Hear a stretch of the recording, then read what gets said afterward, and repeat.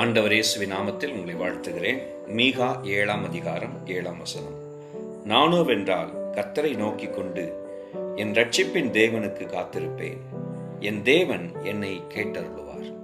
மாறுபாடானவைகள் நடக்கிற இந்த உலகத்தின் சூழலில் தேவ மனுஷன் சொல்லுகிறான், நானோ என்னை சுற்றி நடக்கிற தீமைகளில் ஈடுபட, என்னை சுற்றி நடக்கிற காரியங்களை நானும் பின்பற்ற என்னை ஒப்புக் கொடுக்க மாட்டேன். மாறாக நானோ தேவனை நோக்கி கொண்டிருப்பேன். என் ரட்சிப்பின் தேவனுக்காக காத்து கொண்டிருப்பேன்.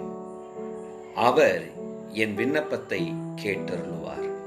என் காரியங்களை அவர் விசாரித்து கேட்பார்.